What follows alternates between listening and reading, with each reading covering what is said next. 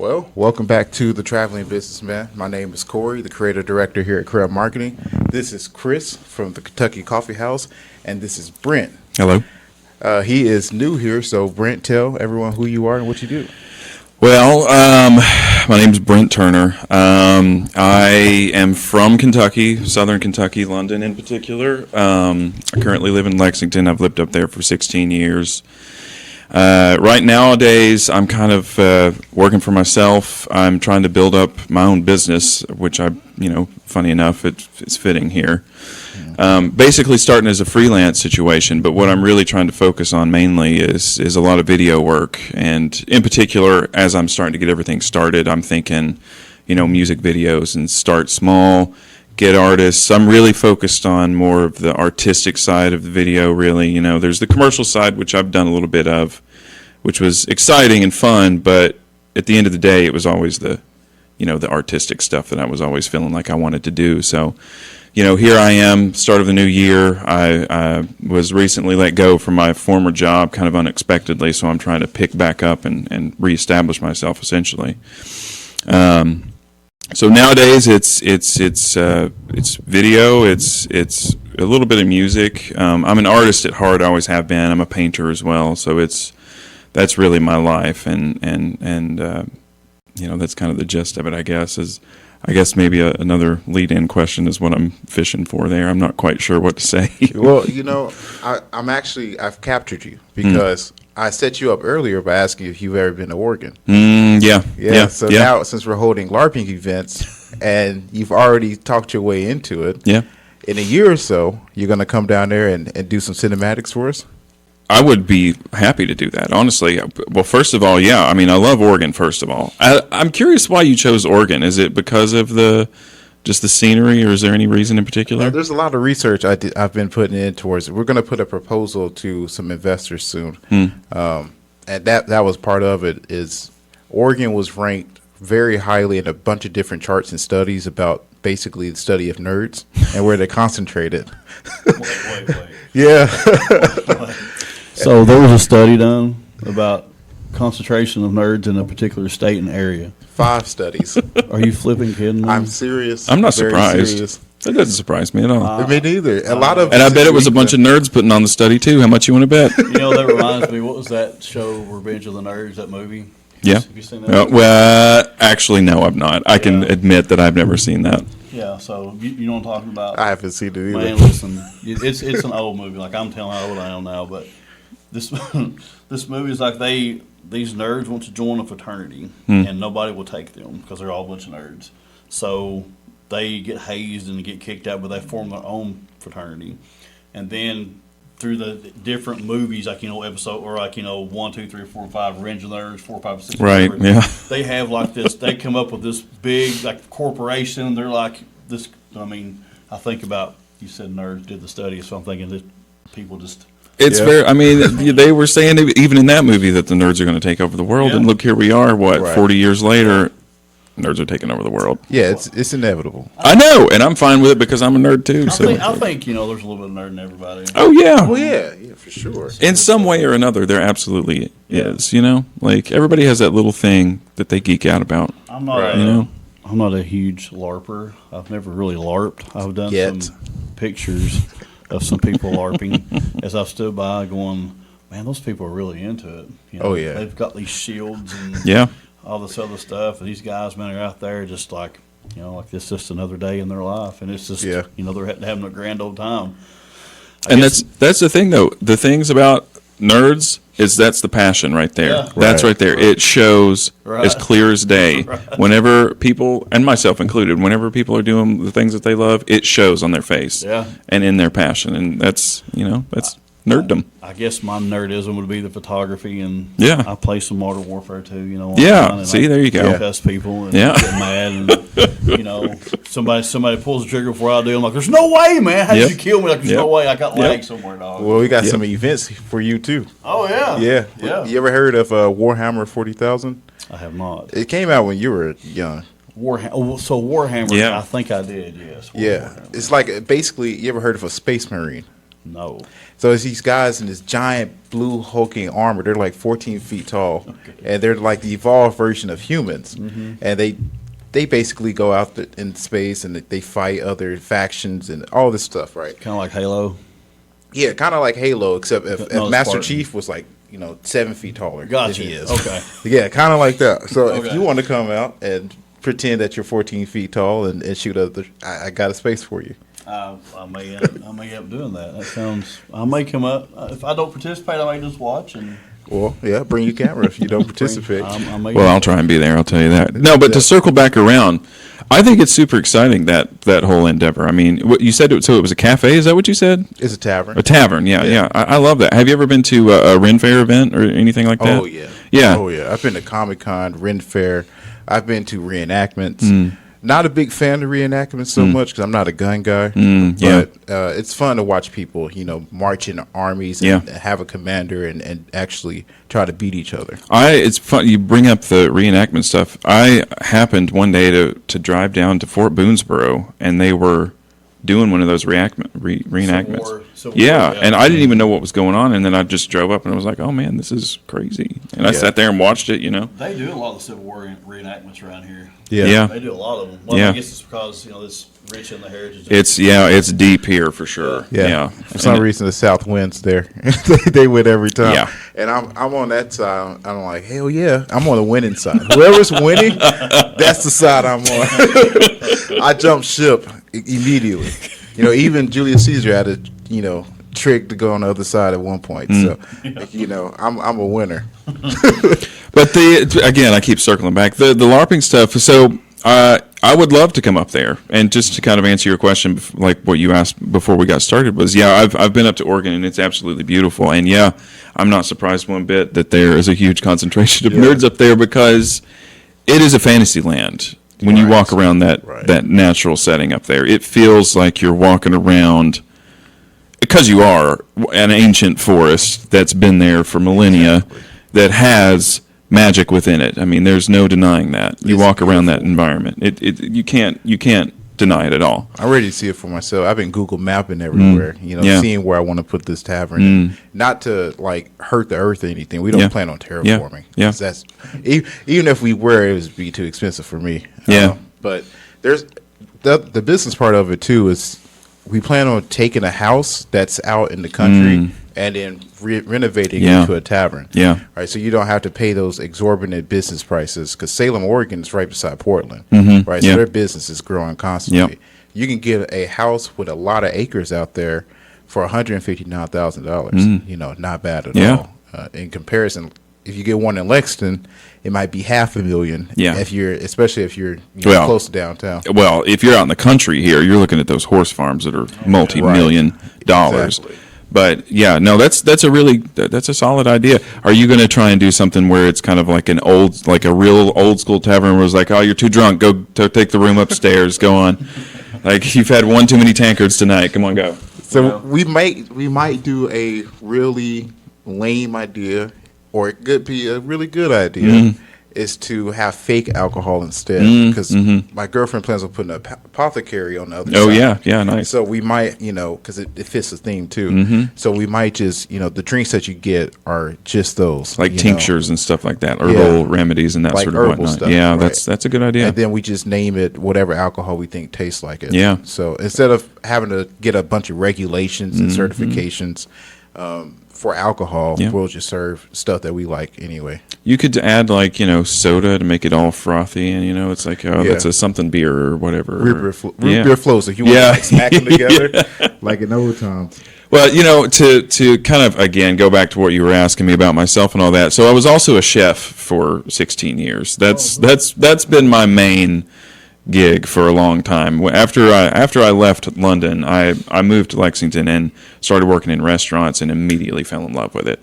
And I was working in a place and they pulled me into the kitchen and I was like, oh my, this is it right here. This is what I need to be doing. And I did for 16 years. I went to culinary school up there at Sullivan, went through it. I mean, there's business included in that, going through the culinary program. They're not only teaching you how to cook, but they're teaching you how to build your restaurant, essentially. Right. The problem for me though is I just happened to graduate in about 2008, right as everything went right on down the toilet. So that made everything very, very difficult straight out of college. And to be honest, I was, it's kind of been the same ever since then. Things never really bumped back up like the wide economy, around here at least. I feel like that's maybe in the restaurant world is kind of how it felt. Because I had all those grand ideas coming out of college, and then, you get into the real world, and it's like, no, you just need to get in there and cook, get on the dishes. Come on, you got to we got to get down there and do what we got to do. So I did that up until 2020, and then March 2020, I quit my career right before the pandemic. Everything shut down, and I said, this is enough. I've had enough. It had become too toxic. You think Gordon Ramsay and all that screaming and yelling and stuff. It's not that far from the truth. That's the thing. I always wondered how much of it was. It is very true, and I can tell you straight up, and this is coming from a long process, but it definitely does give you these certain PTSD elements that if you're not careful, it can really destroy you. And I've seen it gobble up friends of mine and spit them right back out. So it was an environment that for when you're in your 20s, it's great because you got it and let's roll. Let's do this. Let's do this. But then you get a little bit older and it's like, whew, all right, let's do it again. But at the end of the day, I just had to back off and find something new. So luckily, I say, the pandemic happened and it gave me time to sort of go within and say, what do I really want to do? What's giving me passion? And I just lucked out, and I was looking for jobs, and I found this guy who needed a media manager, and so I ended up behind the camera, which is what I've been doing for years and years, even when I was cooking. I've been behind a camera my entire life. When I was a kid, my grandfather gave me an old Canon, film camera, and I from then it was just snapping all the time. And then, I got older and it turned into film, and then it just kind of continued to morph. And here I am now, 36, and I'm still learning and still love every moment of it. You know what I mean? If it's that I get the end product and I get that finished, video out, and I sit there and I'm like, I love that. That's what I was after. It's that little tingle you get. It's like, yes, I created that, Do you get that feeling too? Yeah, with the photography or music, or which one are we talking about? So for me, it's a different feeling for both. Like music and photography. I've been playing music since I was probably 9 years old. Started out playing like a snare drum, and I don't know, somebody introduced me to the song Wipeout, and so it started from banging on desks to beating on surfer drum, rock nonetheless, and to this, and this is no kid, like to this day. If somebody, like I'm playing music somewhere and there's always somebody in the crowd, can you play Wipeout? I'm like, nope, don't know how to play it. I will not play that song. Or I'm like, $50, I'll play it. Yeah. It's just that song. Yeah. Right. Is it because it was just so run into the ground? Man, it's just, it's just one of those things where you just kind of get to a point where it's Wipeout. Okay. It's just, you're wiped out from the Wipeout. Yeah. And, so it's just different feelings for me with music. But, with music, it's just like it's an emotion of when I'm playing. It's just like, wow, I'm just in a whole different place right now. Yeah. And you're just playing and just flowing, and you're coming up with different things, and it's like you're playing, everybody's with you, and it's just like, the people's into it. They're like, yeah, they're clapping. So it's just a whole different emotion. Yep. With photography, it's the more creative part of it, where I'm really technical with, like, I do a lot of studio stuff. So I'm all the time, like when I design the light, I'm just like, oh yeah, I really love how that light looks, and it's just, it's different. It's just it's a different thing, but both fulfill, I guess, different parts of me with different parts of it, I guess you could say. I mean, you could also, it's like left brain, right brain kind of, where it's very mathematical and then very artistic.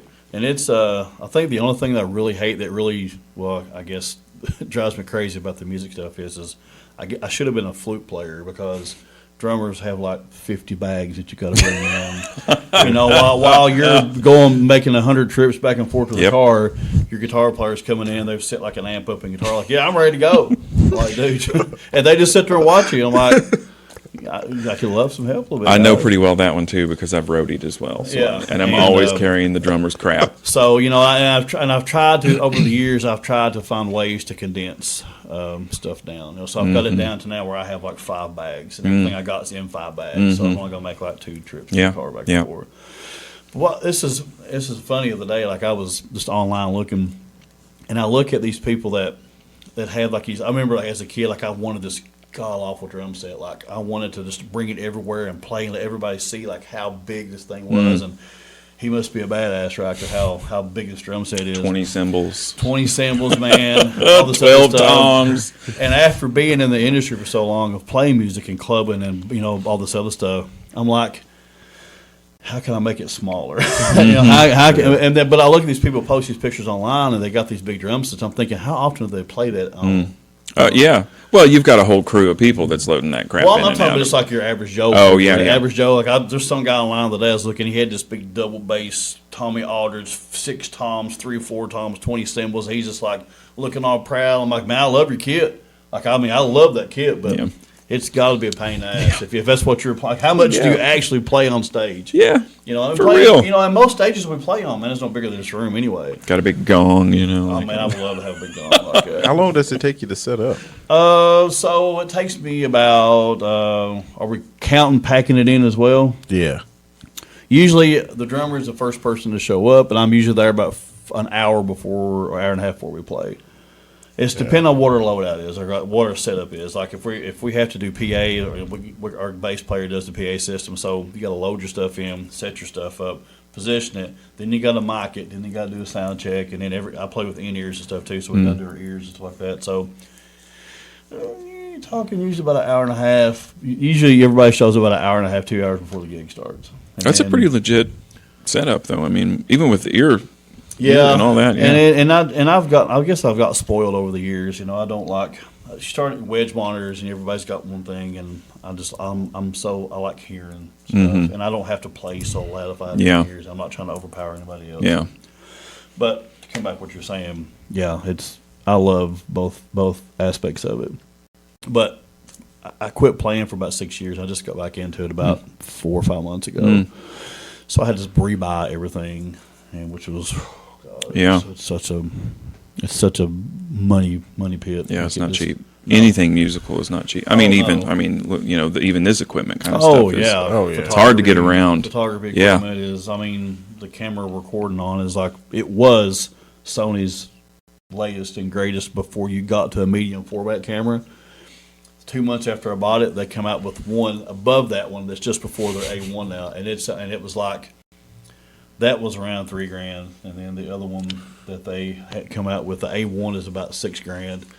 Yeah. So I mean, you know, it's just the lens. I think the lens is the cheapest thing. I think the lens was about $500. Yeah. Oh my goodness. Yeah. Oh, listen, there's a checks lens. out. There's a lens in that bag over there that's about $3,000 for a lens. That's crazy. Yeah. So you're talking photography, man. It's no cheap thing. I mean, my last job, we were working with the Canon. Well, so we worked with a Canon pretty exclusively, and that's funny enough. I've stuck with Canon pretty much my entire career when it comes to photography and video. It's just it's your Canon and Nikon. It's so good, and it looks so good, and it's so simplistic. And once you get the base, you know, like how Canon's settings and all that stuff work, it's across the board. You can go from the consumer to professional. It's pretty much the same thing. So we were working on the Canon. C200s, and he had a bunch of those, and just the camera part is $5,000, and then you're talking whatever else you add on to that. He had a lens that it was just outrageous. Oh, you start getting into film, like film stuff. Like you start shooting with like these film cameras. Like, did you see the DJI camera, the film camera they came out with here last year? Peter McKinnon was pushing it pretty big time. It's possible that I did see that. Yeah, it was do you watch any of Peter McKinnon? I've seen some of his stuff. Yeah, he was pushing this thing super big, and it was just Was it Canon? No, it's a DJI camera. Oh, DJI, yeah. It's a DJI film camera, just for film. With like actual film? Oh, no, I didn't see that. I can't think of what it was called, but it was it's a crazy looking thing. So it was just but it's around $3,000 or $4,000. Yeah, that doesn't surprise me at all. But I mean, you get into the movie cameras and you're looking at 10, 20, 30 grand just before you can get any of the attachments on it. yeah. And so that's kind of the realm that I've been like in recently is that learning about all that kind of stuff. It's big. It's big stuff. Yeah. Why'd you guys choose such a expensive hobby? Well, that's why you find people that got all the equipment and you just go say, hey, I know how to work this. I should have done that first before I spent so much money. But I didn't start out with all the latest and greatest stuff. I started out with just a small little, which I did a little bit of film back in the day, and then when I got back into photography, I got like a little Sony. It was some kind of little Sony Handy cam kind of thing. It was a digital like DSLR camera, so it was like like a 10 megapixel camera.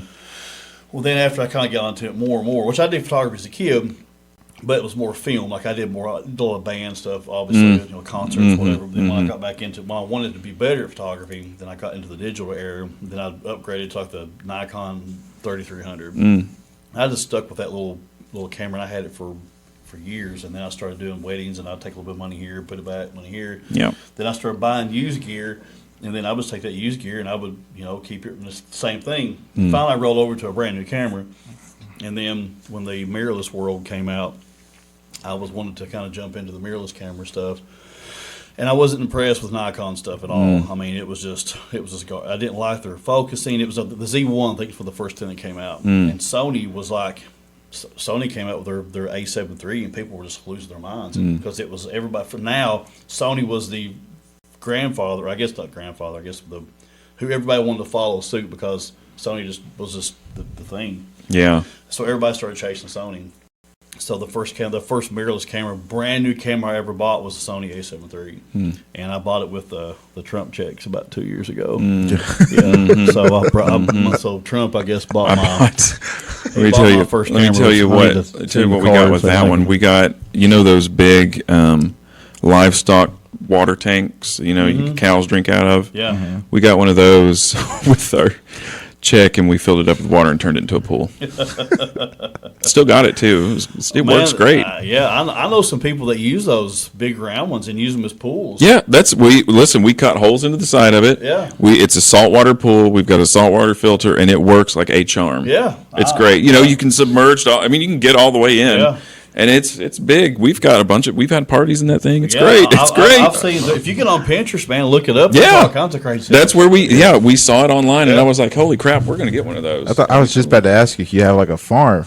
No, listen, we got that thing when we lived in a shotgun shack in the middle of downtown Lexington, and we had to lift it over our back neighbor's fence to get it into the yard. Oh man! And then we moved out and had to do the exact same thing, like dump it, lift it out, and then we had to get a flatbed truck to get it to our yeah, I imagine. Yeah. Good Lord. It was worth it though. Absolutely worth it. Yeah. That's what I plan on doing is I know it's going to be weird, but you might drive past my goats, before you get to the tavern. I might feel the goats right there. No, that's a great idea. And not only that, fainting goats. Well, you can get cheese. Yeah, I've seen them. Yeah. See, you can have your tavern with your farm made cheese, goat cheese, because everybody freaking loves goat cheese. He's really cracking up. I'm telling you. I mean, the chef side's coming over here. That's how you're going to get people in there. Because my girlfriend wants the goat cheese for her soap. She wants to, and it feels fantastic. Yeah, no, it totally works. But for the tavern, for sure, we need some of that. That's a great idea. We need some of that. It's have you ever seen fainting goats? Yeah, man. Listen, fainting goats. Yeah. I want to have just like 4 or 5 just to screw with. I mean, just walk by and go, bah! And I'll just kind of fall over. I mean, that's my mentality.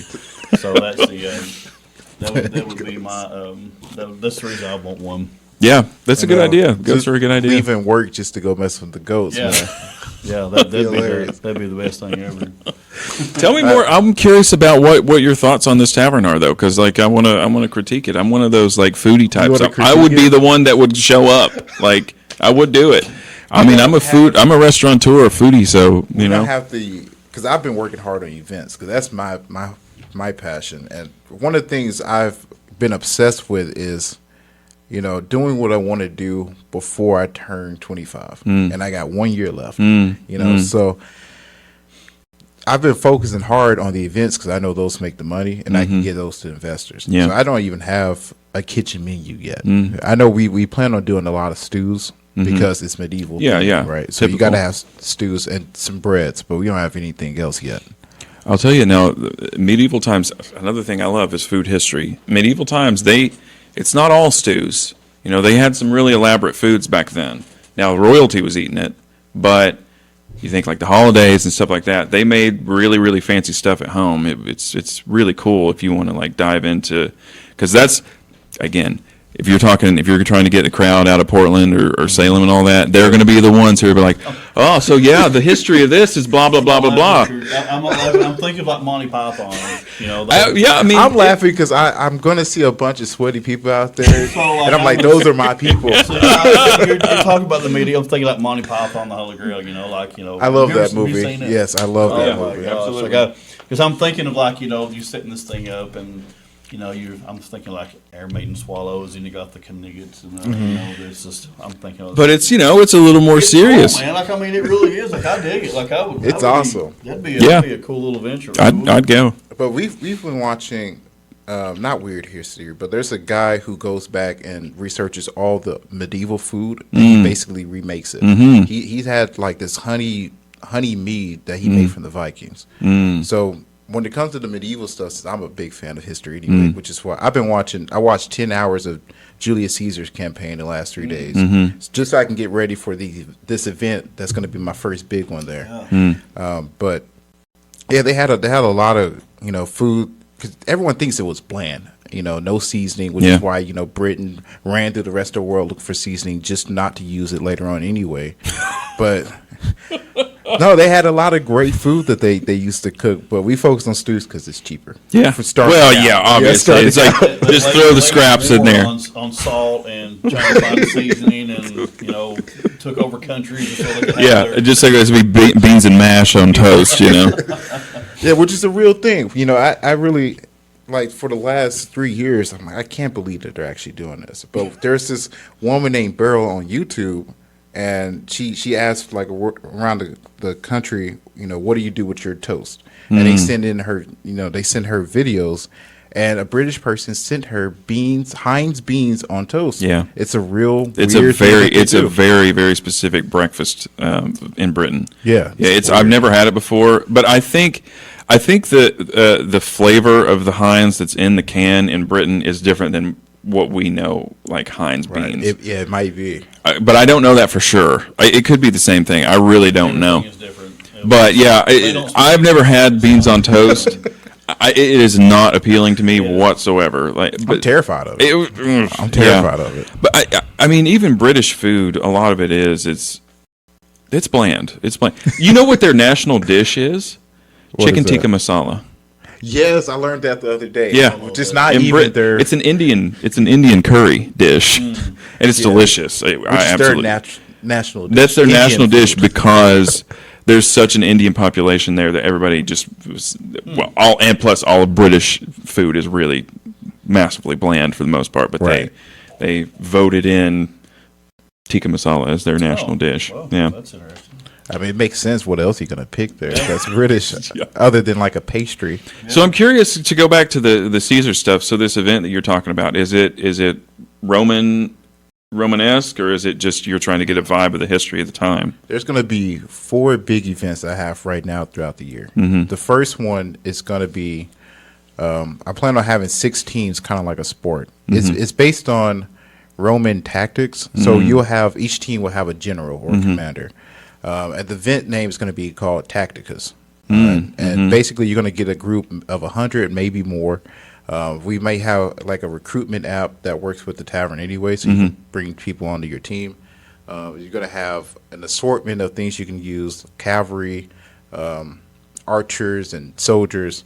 and you can have one elite unit, which is your legionnaires. Now they got to perform like that; they got to be in shape, or else they'll be crushed. So it'd be like 6 teams, and then throughout the year you'll compete on a leaderboard, and the last 4 teams will get to compete, and whoever wins get like custom made gear, for their team. So that event, throughout the year, everyone will be competing, so it brings people back in. Yeah. And then everyone, of course, wants to come see the last, 4 teams compete like it's the playoffs. Yeah. And then the last team, they obviously want to be number 1 on the leaderboard for the rest of the year and get that custom-made gear. And then come back the next year and try and defend that title. Pretty much. So it generates interest, so maybe even later on we'll have 12 teams. Yeah. So these events are made to grow. There's some big events, everywhere else called Dragonfest in Germany, and there's one called Pickling.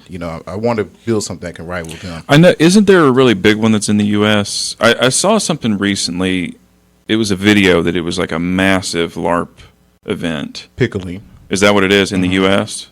Okay. Well, it's in Quebec, but they consider it the U.S. We don't have North one. America, I guess. Yeah. Yeah, we don't have one yet. That's why I want to kind of get into that space. In New England, there's a lot, but on the other side of the West, there's none. Even though they got a giant nerd population.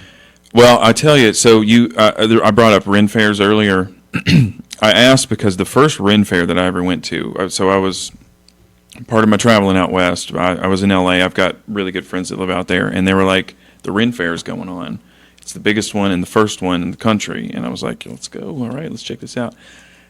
It's amazing. I mean, it's a little town that is built, and I think it stays there too. It's got all the little taverns, all the little booths, all the little things.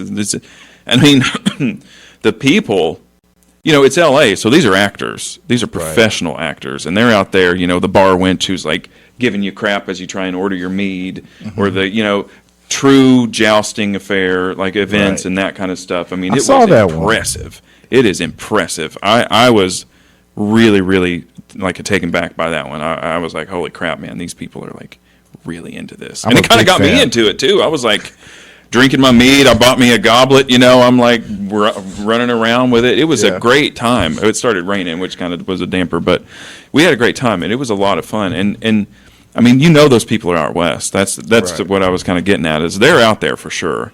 Yeah. And especially up north like that, up in the Northwest. I mean, there's tons of nerds up there. Yeah, I'm a big fan of jousting. And I can see you being the first jouster out there. I mean, you got the hulking frame for it too.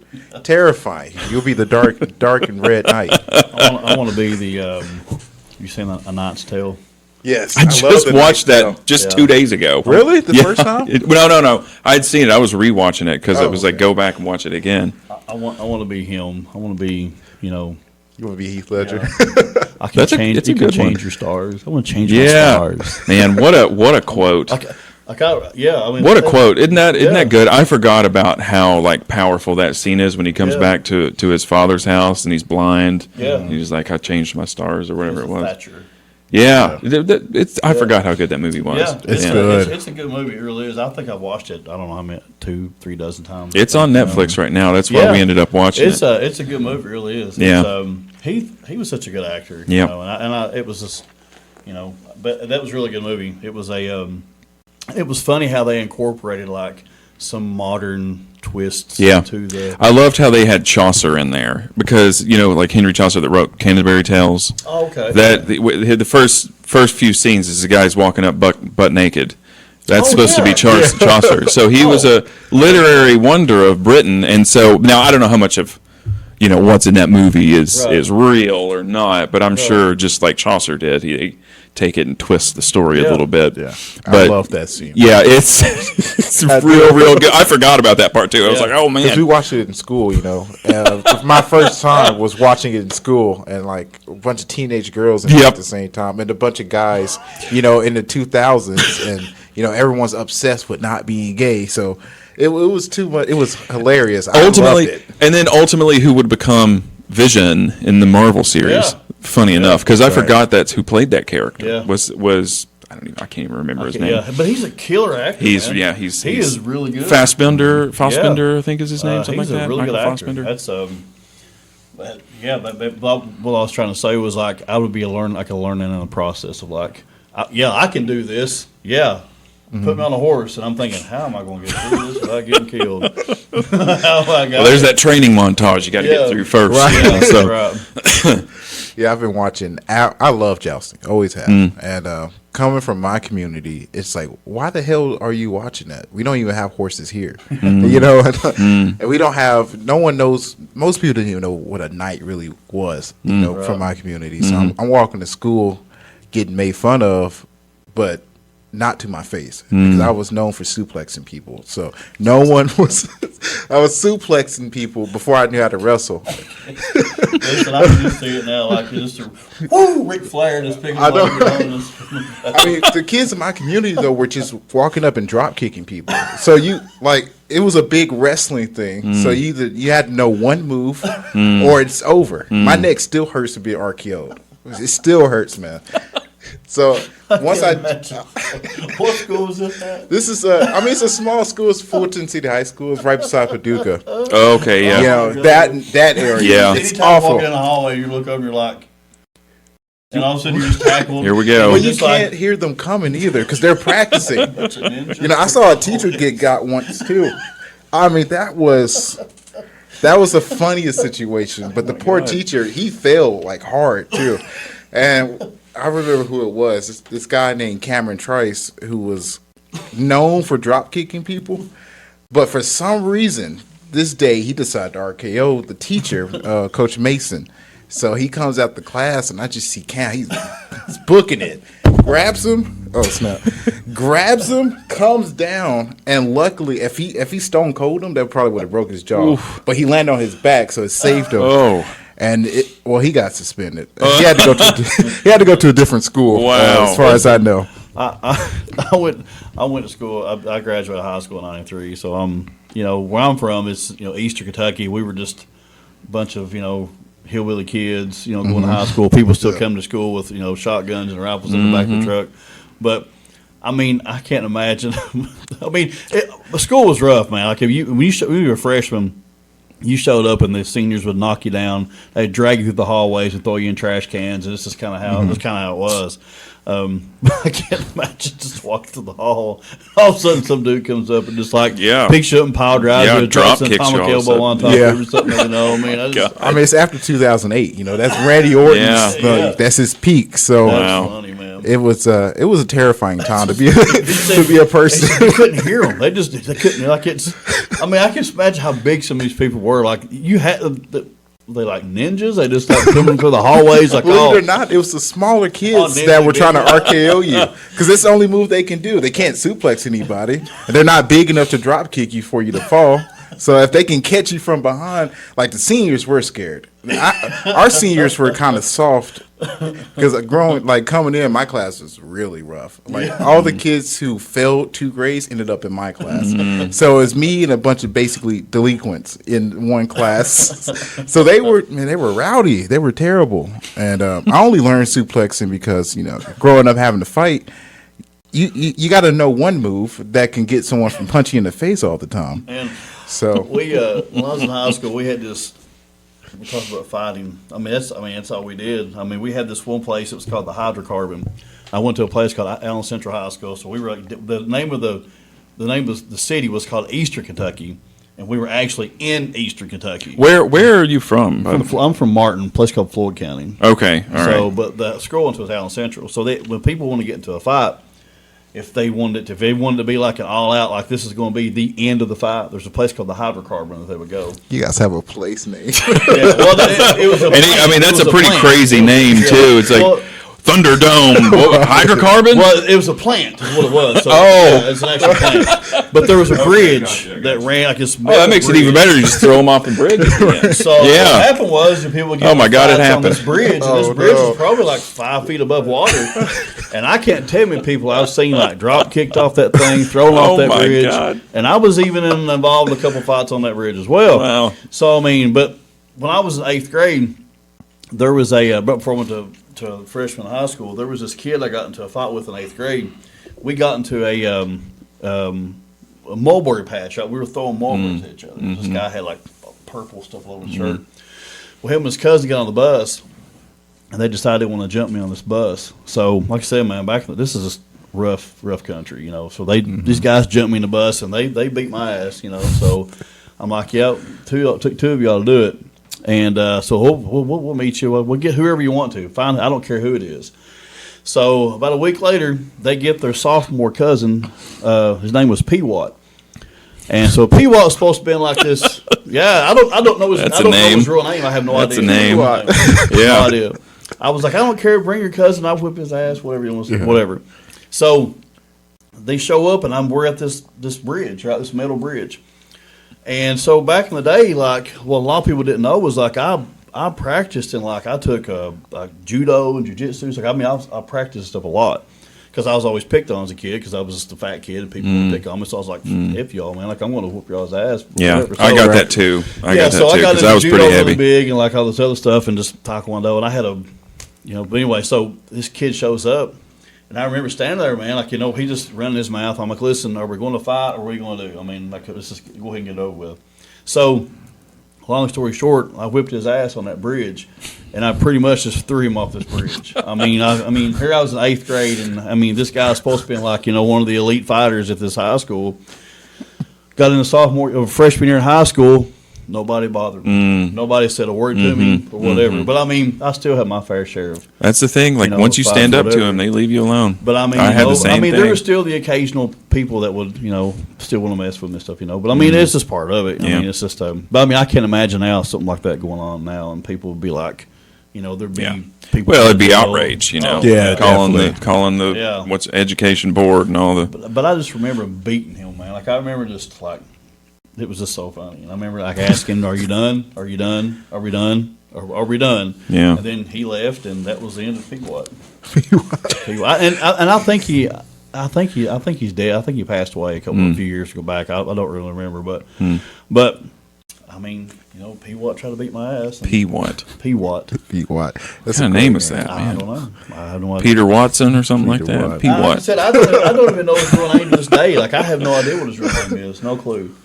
But anyway, talking about the suplex and stuff, I would have lost my mind if I saw somebody on that bridge just like somebody else. Yeah. And just like, I would have been like, oh my God. And then just off the bridge. Yeah, most time you just see people, they punch you in the face and then, throw you over. I wish people maybe show up to fights with like, wearing cups and, you knew someone would kick somebody in the ball somewhere. Yeah. But it was there was a guy that was a friend of mine.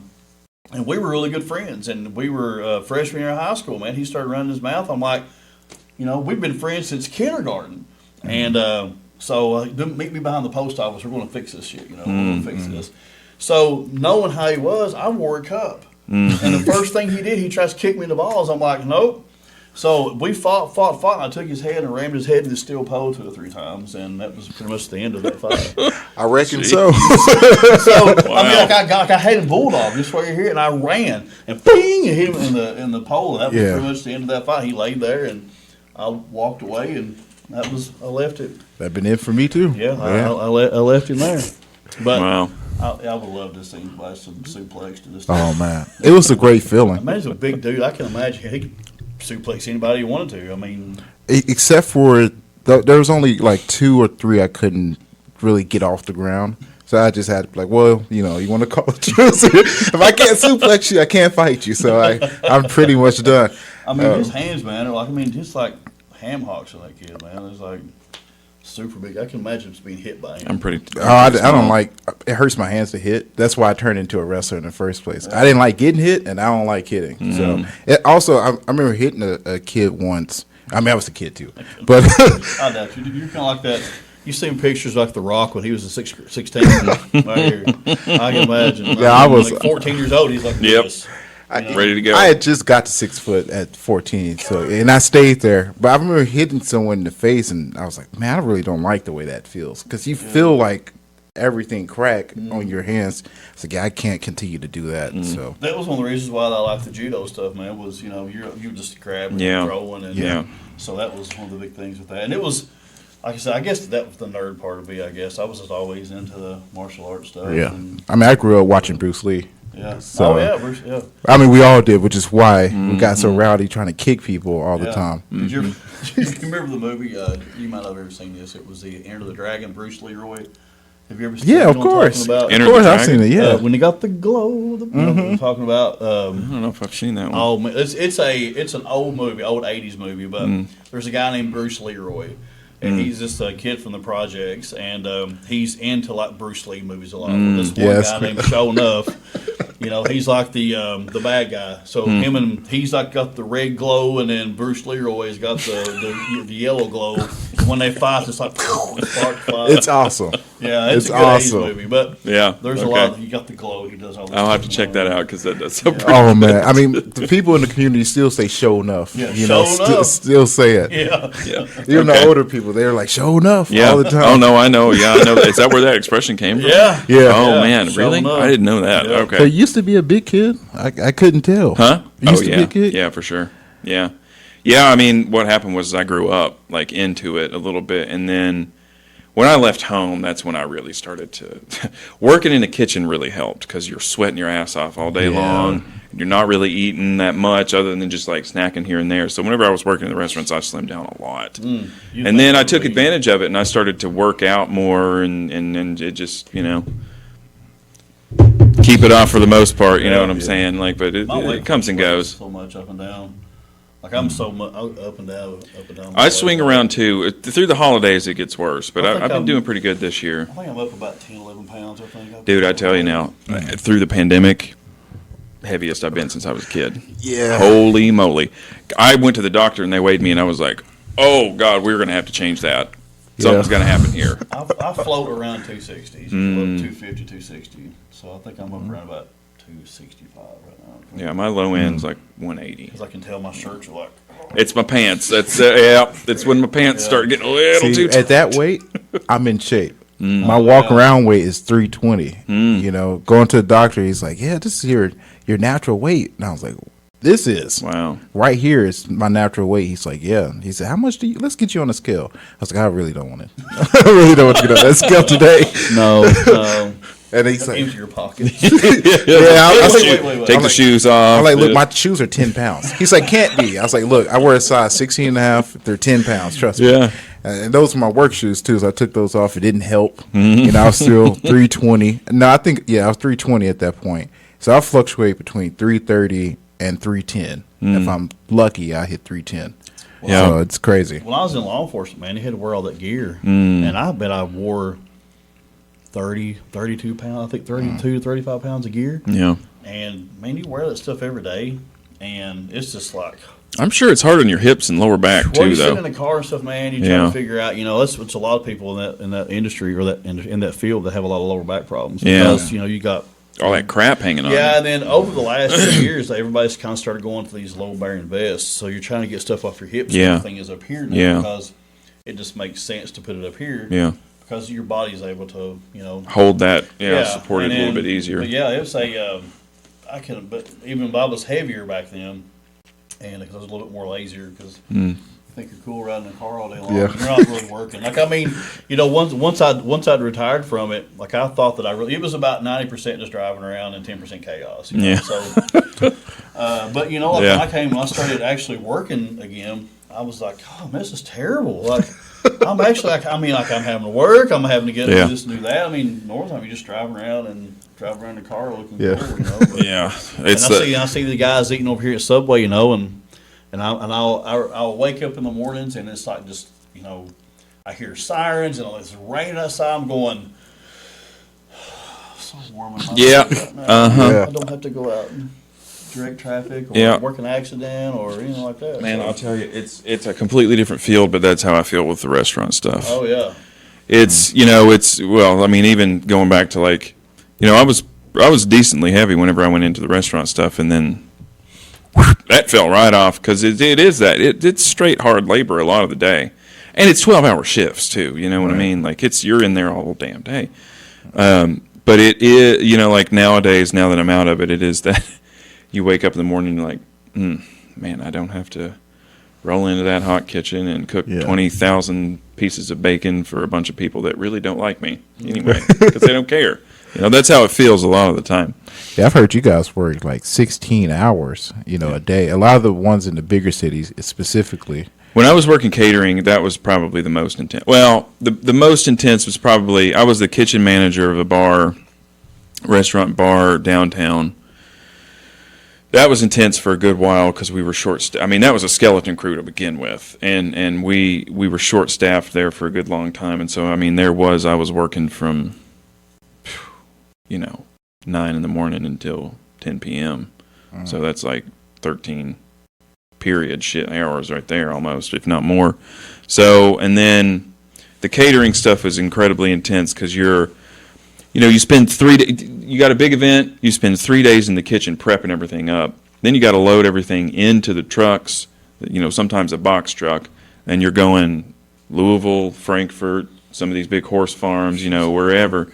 And then you get there and you're working in extreme conditions in some certain circumstances. Because, for example, one time we had an event at Jim Beam Distillery, and it was pouring down the rain, and it had been pouring for days too. And we got there and we had our tent set up outside, and the floor was nothing but 6 inches of mud.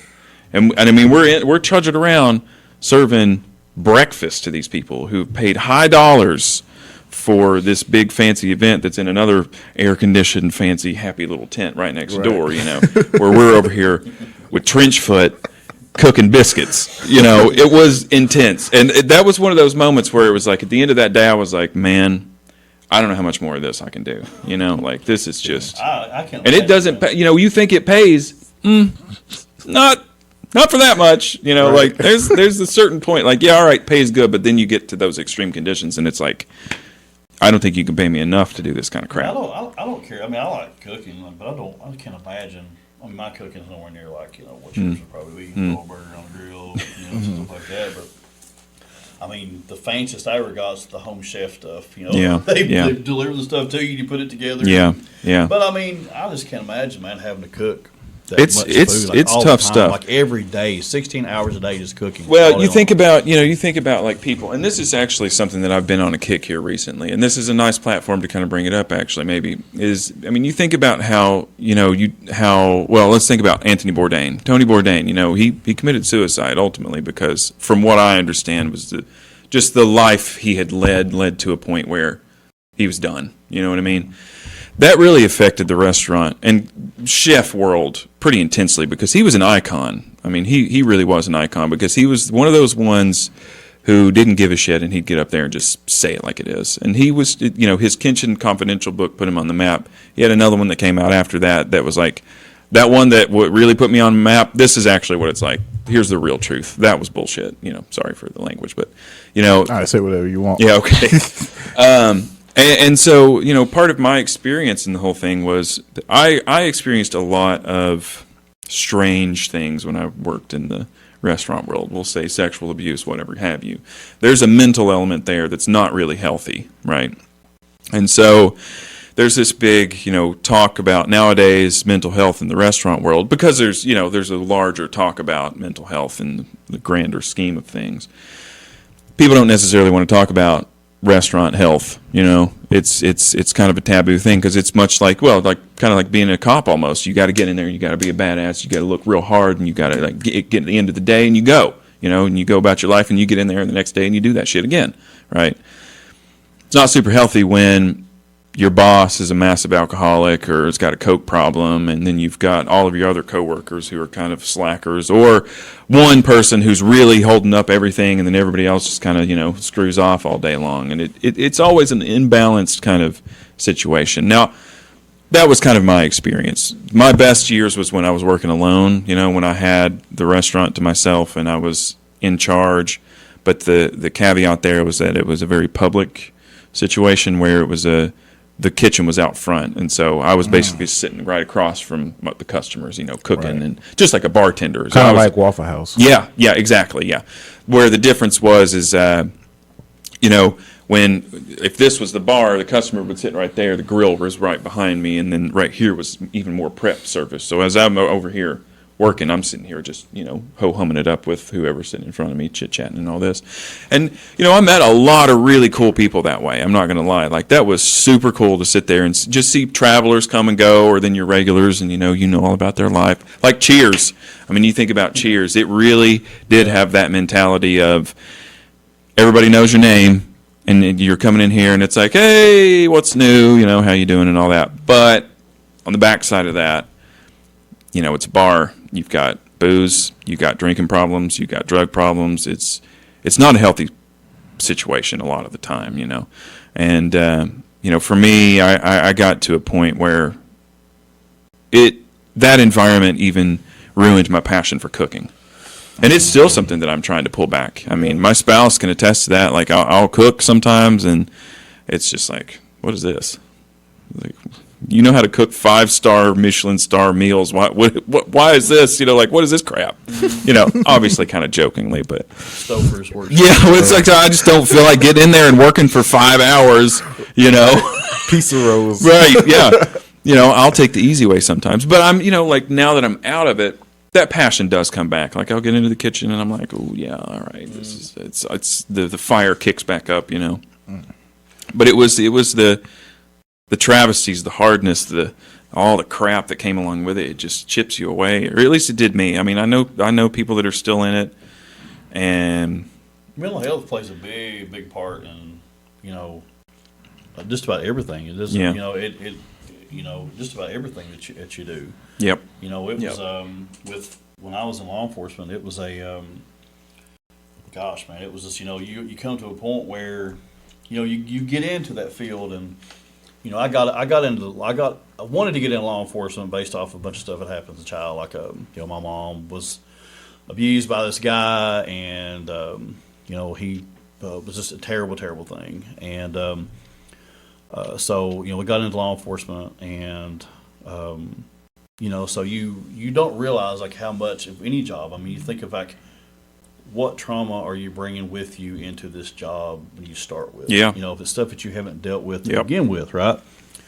So when you get into the stuff, and then you just more and more, especially with law enforcement, you see things that people just nobody else really wants to deal with. Like, and there's so much, so many suicides, so many things you can deal with. Just being in that stuff, being exposed to like these overdoses, and you get just kind of numb, right? Mm-hmm. The same thing, when you're in the kitchen, or talking with people, man, just anything, you just get tired of hearing the same kind of stuff over and over. That again. is, oh man, that is nail on the head right there. And And the thing is a lot of the time is every kitchen's kind of the same. Like because my deal was like I would kind of meet my end at about 2 years. I'd be in there about 2 years, and I'm like, I just can't do this anymore. And then I'd go to the next place and be like, 2 years. I'm like, what is? I can't do this again. Like, what is going on? But then that bar gig that I had, though, 6 years there. So, it was like a really solid, it was good people, it was a good environment for a while, and then it kind of caught up with me, I guess, got the better of me. And that was, the same thing with me. Just it was I spent 20 years in law enforcement, and the first, I guess I would say the first 5 or 6 years is probably like I'm gonna call it the honeymoon years. You're like, I love it. Yep. Like I want to make a difference. I want Yep. to, and then the next 5 years is just kind of like you're trying to figure out, like how you kind of become to the point where you're like, okay, you're kind of like you kind of make a decision where am I burnout, or am I still interested in thinking or trying to make a difference? And you kind of figure out which direction you want to go in, right? Yep. And then it just, then somewhere along the lines, back in, I guess right when the pandemic kind of hit thing, I don't know, like with me, it was just I kind of hit like a mental part of my life where just things that I started remembering things that happened as I was a child. Just, like I was mentally, or, I was physically abused by my stepfather, which was the one that did my mom too, he was my stepfather.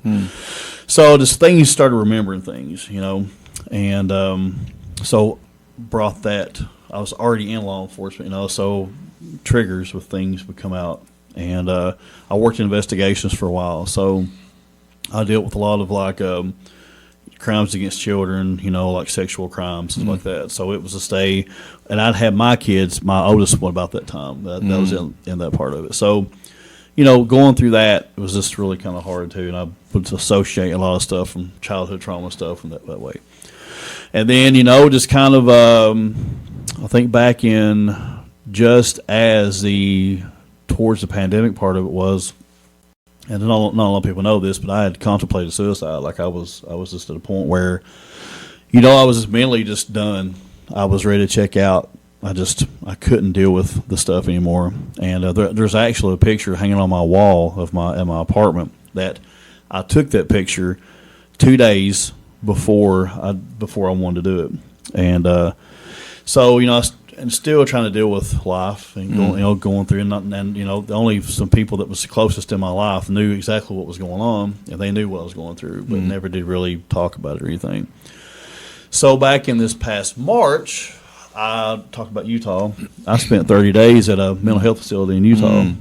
So I was there. Where at in Utah? I was in, gosh, what was that place called? So the place I stayed at was a place called the Chateau. They were in like the, I guess more in the countryside of Utah. I don't remember. I was 2 hours outside of 2.5 hours, 3 hours outside of the airport. Salt Lake. Yeah, so I was about 3 hours south of Salt Lake. Yeah, I think I was close to like where all the mountains and. Were you near Provo or anything like that? Oh gosh, I have to look. It's a big place, though. I mean, it could be anywhere. I'm not super familiar with it. Yeah, like I said, a lot of my 30 days that I spent there was just at this place called the Chateau. It's gorgeous out there. Oh, I love it. And we spent 30 days out there, and you learn to try to deal with this stuff. Yeah. And but man, you don't deal with this stuff, and you just. It just keeps piling up, and it weighs on you until you break. Yeah. And I've been there. I broke. That's the thing. It got me to the point where I broke.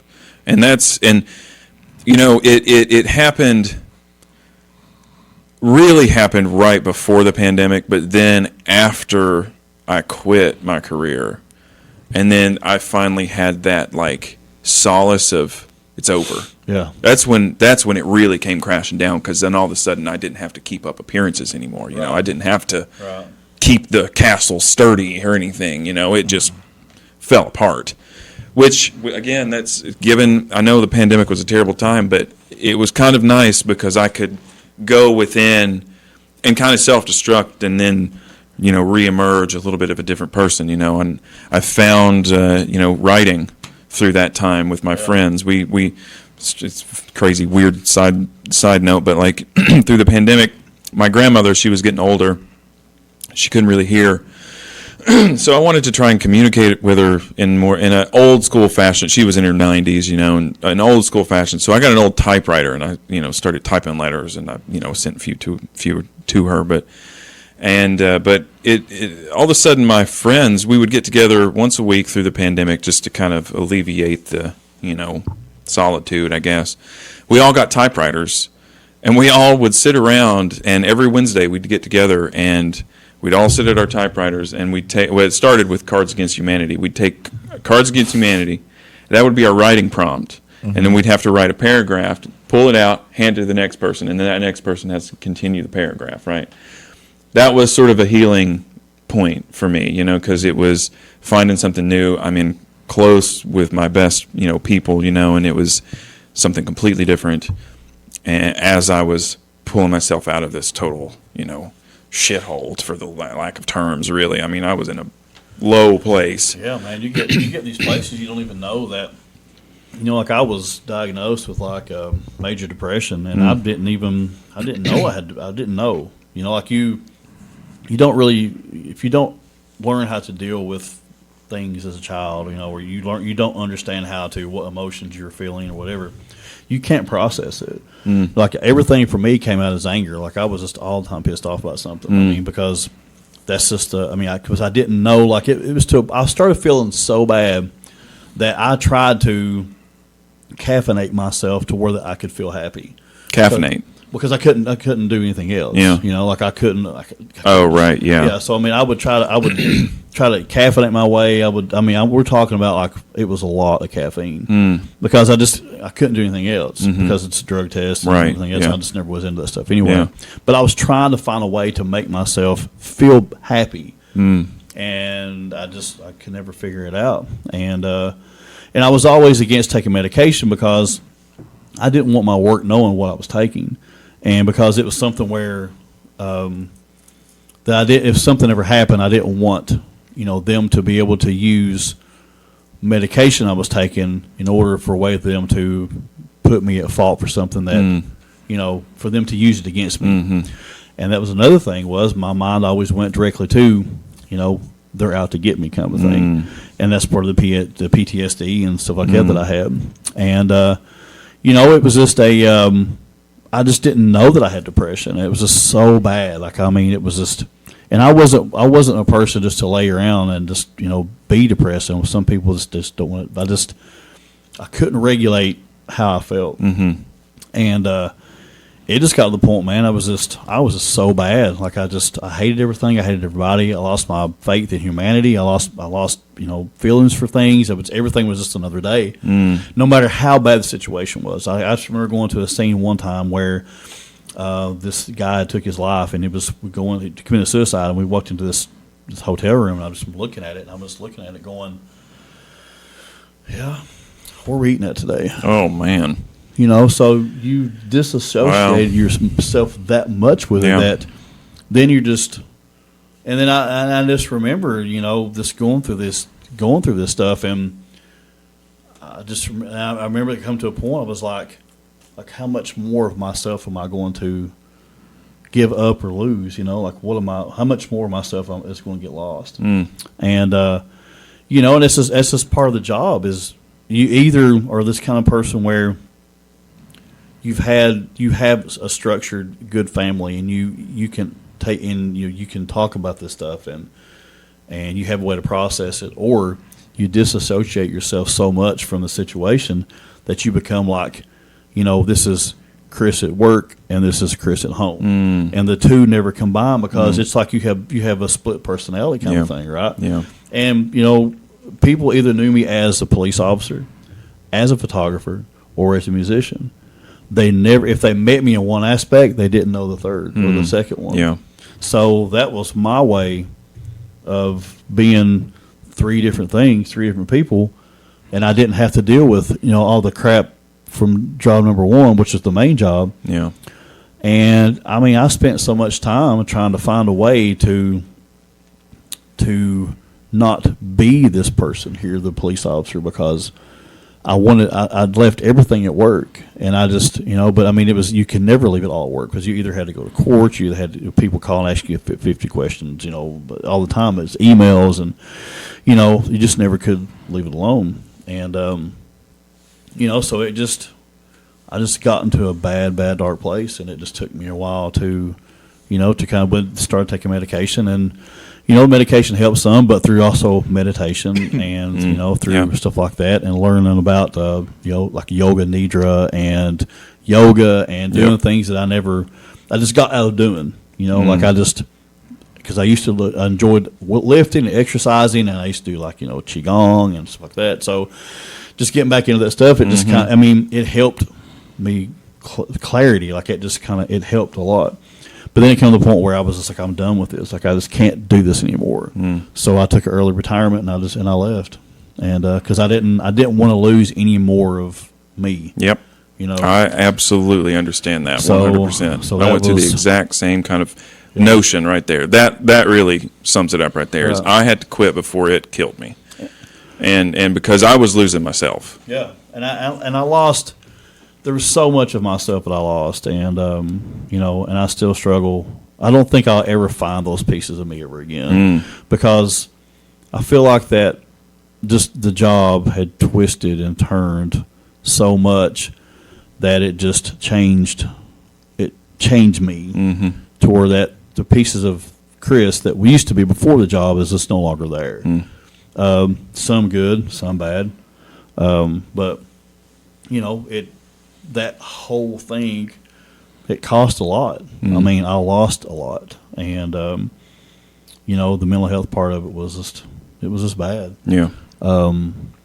You know, it cost me my marriage. It cost me friends and family and stuff. It was just in a bad place, and I'll never get that part of it back. I'll say one of the hardest parts of me pulling back from the culinary stuff was it's those friends that I lost. You know, it's those people that I had to remove myself from them, but to continue to be healthy. You know what I mean? Because you get outside of it and you're like, oh yeah, they were not a great influence. You know what I mean? Yeah. That was not a great person to be hanging around. Like, what the hell was I doing with those people? And that kind of stuff. Yeah, I fully understand all that. Yeah, no, I'm with you there. It's true. I think a lot of people have kind of woken up to that sort of reality over the last few years. And it's good that now that mental health is now one of those things that people are now starting to really think about in workplaces, and you know, whatever workplace that you're in. Yeah. You know. So it's a good thing. Right. We went over some of this topic last time on our podcast, and you know, I had a similar to what you're talking about. There's a group around you that may not want to talk about it, or won't talk about it in the slightest. Recently, though, not going on to me, but my mom she's been going to a therapist over the last year, and she, like, growing up, you know, watching her, she had me very early, watching her go through everything that she did. And coming from the family that she's from, it's, you know, very religious. Pray it away, you know, it'll be fine. And it may not necessarily work that way, and it didn't for her. So she just bottled it all up, and you know, worked through the pain and worked through her physical pain, because she had a birth defect in her knees, so she's going through physical pain and mental pain at the same time. Over this last year, though, I've seen my mom cry so often that it really weirds me out, because she didn't cry at all. Like, I saw her fight grown men and wouldn't cry a bit. But I came home for Christmas, the weekend after Christmas, because it snowed, and she didn't expect us to be down. So I walked in the house, and she just stared at me and started crying. So I gave her a hug, and it's like, man, that therapy is really working for you. And she goes, yeah, it is. You know, and now, you know, she's doing so much better, and I'm happy to see. It's not, you're not supposed to want to see your mom cry, but I'm happy to see it. You know, she's shedding those tears now. It's you know, therapy, man. Well, you know, I see a counselor once every couple of weeks. It used to be that I was going twice a week for a while. And you ever heard of stuff called EMDR? So EMDR is a way for people that have trauma. There's different ways that people process trauma, and so EMDR is one thing, which is they put these things in your hands and they go left, right, left. You know, the problem about trauma is your brain separates the two, like it doesn't come out your left brain, right brain. I think I may know what you're talking about so you now. put these things in your hand, and so you pick like a like something that's part of the trauma that you want to process, right? So for me, it was for me it was a lot of the abuse from my stepfather. So some of it. So put these things in your hand and they buzz and they go left, right, left, right, left, right, left, right. And so the person on the other end, they're just kind of talking, asking you questions. And man, I want to tell you, it was crazy, the physical and mental reaction that I had from this EMDR. Is it an electrical, or is it just like a cell phone buzz? It's kind like of? two little things that kind of connect. It's it buzzes. Yeah. It's not okay. it's not electrical. Yeah. Okay. Yeah, we're not putting like that. Yeah. But it kind of goes back and forth, and you know, the way that I process my trauma is, a year ago I couldn't sit and talk about this stuff without breaking down. I mean, I'd have been like, oh God, it'd have been terrible. So I went through this trauma therapy, and trauma, from what I understand, trauma is processed by the more you talk about it and the more that you get it out there, because you're letting go of it. So just going back and forth, I mean, man, I'm telling you, I went through, I don't know how many episodes of that stuff, and I would say after about the third or fourth one, talking about subjects of that trauma stuff that happened, it just kind of lessened the load of it. And then there's stuff called brain spotting, which is this other thing where the person in front of you, which is the counselor, she'll take this finger or some kind of light rod, and she'll start asking you questions, and then kind of waves it back and forth, and then she gauges like she'll find a spot that you look at, and you can just feel your body like, what's going on? Like, why is this so weird? And then she'll move it, and you're like what just happened? So they'll find this brain spotting thing, and they'll find the point. And she'll hold this light, and you just kind of concentrate, and the whole time you're talking about this, and it's just like, it's just overwhelming feeling of like, oh my gosh, and then you just keep on, and then she'll move the spot, and you're like, this is called brain spotting, and that's trauma process, trauma treatment. And I went through a lot. Like when I went to this place in Utah, I said, sign me up for as much of it you want to. Like when I leave here in 30 days, I'm done with all this stuff. Yeah. And then, but you just cry a lot. I mean, it's like, I remember watching just like something on TV, just a commercial. I'm like, oh my God, it's so terrible. But it just opens up doors, man. It opens up things that you just, you didn't even know that you were having problems with. And I'm a believer in it. I think that all places that have employees that have jobs, stressful jobs, and like law enforcement is way behind on this stuff right here. There's some departments are good about it, or starting to get on board with it. Some are just still thinking it's not really the thing. Fire departments, ambulances, anybody, man, that deals with having to go into a house and pull a dead body out of a house, or deal with somebody who's committed suicide, you have to go in. That's not normal stuff. Yeah. And if you're not dealing with that stuff, man, or whatever, it's just, or even like, in working in the kitchen, dealing with people, man. It's tough. It's all day. It's just like having to deal with people, doing this, and your mind is constantly just working. And it never stops. And you cannot shut it off. Yeah, and then you get home, the only way to shut it off is to drink it to sleep. Yeah. And that's the big and luckily for me, like I come from a family of alcoholics, and luckily for me, like that never passed to me. I enjoy having a drink every once in a while, but that never passed to me. But that's not saying that there was something else that was passed along to me that I just dealt with. Yeah, it definitely. Somehow. It's in my family, and I've gone through some points where I was like, oh man, I've got to. And one of those things is leaving the restaurant world. As soon as I did that, a lot of those problems fell away. And one thing that I learned too was, if you didn't know this, but there's a thing called ancestral mental health. Oh yeah, I actually just read something about this last week. So I could say that your great grandmother suffered some type of traumatic episode while she was pregnant. That is passed through the womb, and is continued past, because now that becomes something that's a trait. It's a genetic trait. Yeah. Interesting. Yeah. That is, and it's the same thing. I could say that your grandmother had something that happened, and she passed it on to your mom, and your mom was pregnant with you, and something happened to her. We're talking about this. It don't even have to be anything like super bad. It's just something that she found to be stressful. That gene is passed, or that changes your DNA somehow, genetically, whatever's passed on to you. And imagine all those generations back. Yeah. You know what's crazy about that?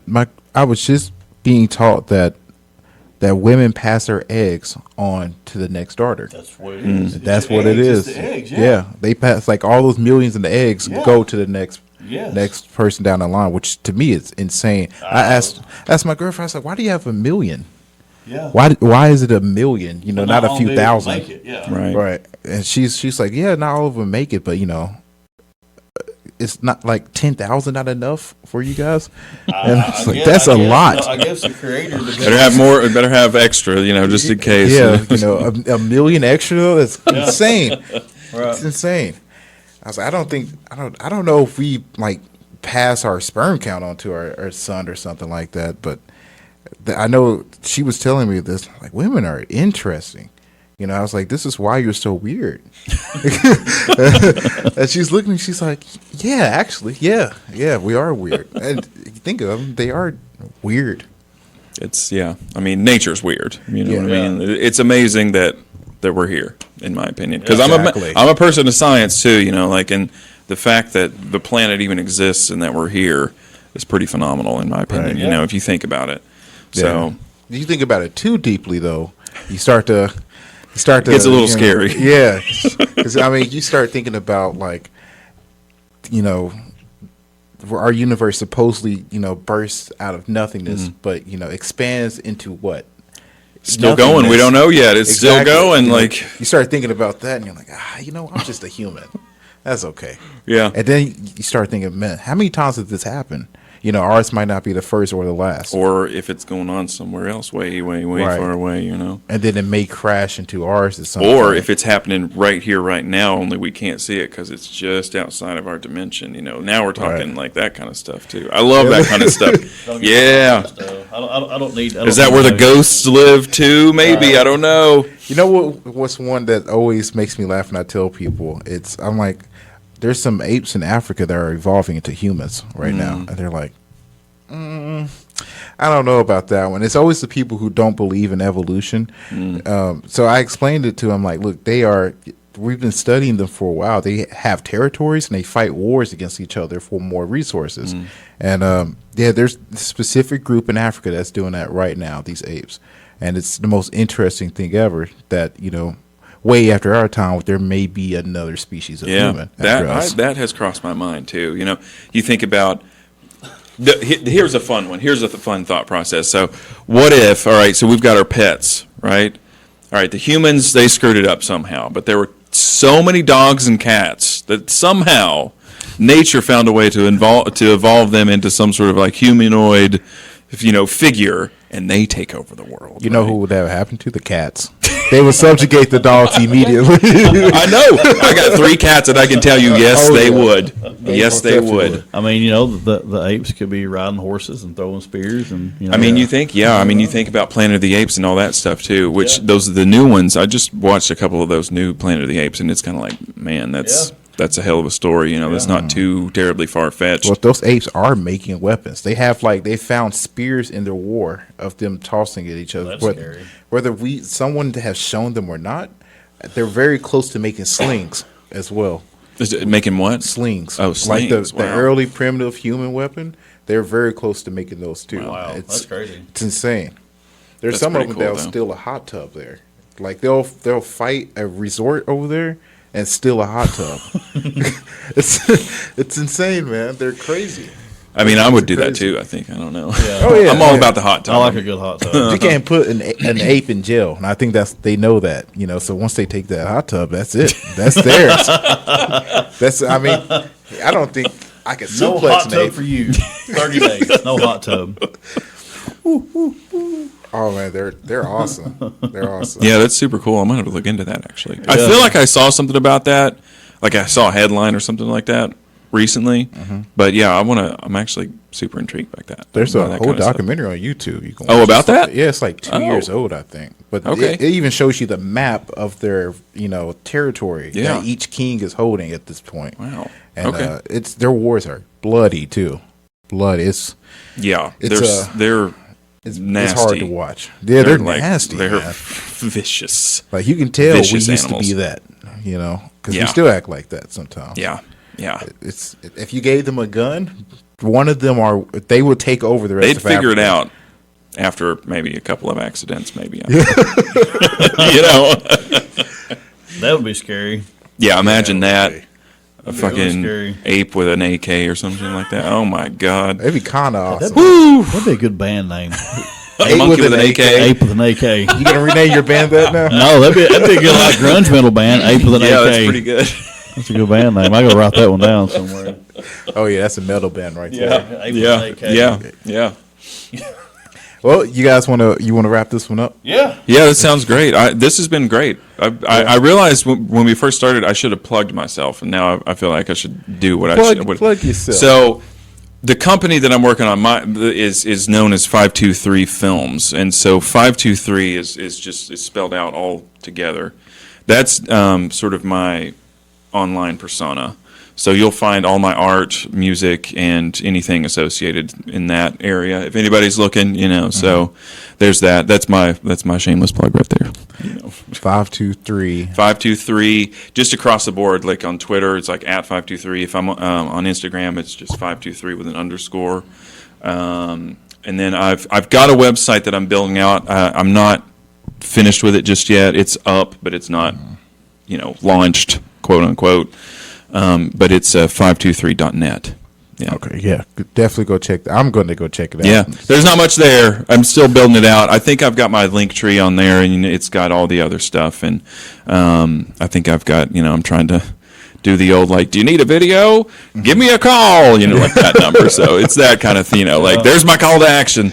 If you need a music video, please let me know, because I'm pretty good at that kind of stuff. Man, quick side story. I just got hired at this Memorial Garden to do marketing. I know it's weird, but they had a marketing position, so I was asked to do it. And one of her first suggestions to me, my manager, was to do exactly that. That call to action. Yeah. It's like I'm a professional. Yeah. I cannot do that. It's as a tough. marketer. I'll tell you, even though I had my qualms with my former business, that was going on, I did learn a lot. He was a business guy, and I'm an artist, and those two worlds don't necessarily cross that well. And so I did pick up a lot from him, that hopefully gives me a little edge. I'm hoping. Yeah, I mean, it will over other artists. For I sure. hope, yeah. I mean, that's the thing. I'm all visual arts. I'm trying to do. I mean, hopefully this year I want to have an actual exhibition with my paintings, but somewhere in Lexington. I'm not entirely sure where that'll happen and when. But I was shooting for 23 because it's my lucky number. So it's like if I can do that in 23, I think that's like kind of like a goal. I'll be there, man. Yeah, if yeah. it's not during I'll my let work everybody time, know. I'll be there. Yeah, thank you. And just like I'll be heading up to Oregon too. Actually, everyone I personally invite will be flown out. Oh, yes. That's what we plan on doing. Oh yeah, then bring it on. First class. Commercial. Business. Coach Spirit Air. I'll think about it. Maybe with the cargo. It depends on how much. Who's that really shitty airline that always It's screws Spirit. Spirit. Spirit Airlines. Spirit. Yeah. Spirit Well, first class. JetBlue and Spirit are always the ones that get the butt end of the jokes. I've never flown that, but I've heard horror stories. I don't know. I've been on a few planes, but I've never been on a plane. you're kidding. Never. Oh man. See, like travel is my is the ultimate goal all the time. Like we took our honeymoon in Iceland. Like that was if you want to talk about, man, if you want to talk about something. I would love to go to Iceland. That's the land of the Vikings, right? Right. Have you read Neil Gaiman's Norse mythology? I don't think so. If you haven't, check that out. It's wonderful, and I absolutely love that book. But I read it while I was there, so I'm reading the stories of the Norse gods while I'm in Iceland. And it's kind of like, There was I did that.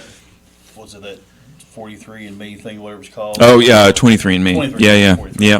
43. If you got 43 chromosomes, there's something going on. I don't know. But I found out that I had like 2% or 1% or something I have Viking. Yeah, whatever it is. yeah. And so it's funny. I've always liked that kind of stuff. Yeah, let me tell you, man. If either of you ever get a chance to go, take it. And it's Take funny, it. He We likes plan the to. Knights, and he's up the Knights stuff like that. And Yeah. I have tattoos that are just Knights Templar. Oh yeah. I saw that. That's that kind of stuff. I love that kind of stuff. Yeah. Like I love history and being able to go to a place like Iceland and then see, what the Vikings were seeing. Because you get there and you get out into the natural world and there's nothing. Yeah. It's Yeah. like it was 1,000 years ago.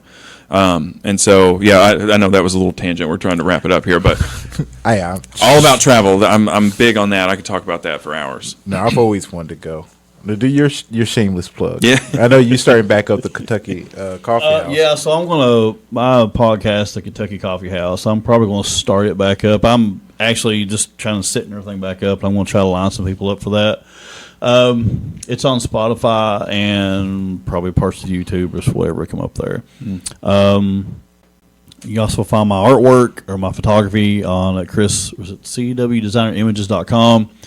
And then also on Instagram, which is Chris Wicker Photography, I think is what it is. I can't remember. I've got so many social media things. And then my newest thing that I've started on, I don't know if you guys are on it. It was called the, is it Vero? Vero. So it's just, they were kind of big for a while, but now I've kind of started moving my stuff over to here because I was, Is it audio? no, it's just artwork. It's just photography. Yeah. Oh, yeah. Nice. So I'm kind of, I'm really kind of done with Instagram. It's just They're trying to be like TikTok, and I just can't do it. It's kind of I had noticed that too. So I've kind of went over to this right here, and so it's just it's my main connection though. I don't have a Facebook. I deleted my Facebook about 6 years ago. I just couldn't do it anymore. I just couldn't. If my family sees this, I love you, but once they got on there, I just could. Once my aunts and mom and all them, I hate it. I just couldn't do it anymore. We should bring back MySpace for that. Put them back on there. Yeah, can we get MySpace back? Well, I think it's still around. But they're like mainly music-based stuff now. Yeah, they got like it's been a while since I've been on there, but it has the old MySpace format. Really, but it's forcing music into your face. I wish I could get my old MySpace back. I know. I tried. Oh my God! Can you imagine? They deleted all the old accounts apparently. Oh really? The company bought it, so I couldn't get in there. Oh well. But thank you guys for watching. Yeah. The Traveling Businessman, and he said yeah. Yeah. Well, thanks for having me. I thought you were saying thanks for coming, but thanks for having me is what I meant. Is what I was going after there. Thank you guys for coming on. And thank Chris for setting up this office space. It's very nice in here. Appreciate the nice gesture. And this should be uploaded by Wednesday, but if it's not, leave me alone. I'm busy. So it will be up soon. And thank you guys. We'll be doing another episode, hopefully again, this coming up Sunday. Yeah. So see you guys on the next one. See you.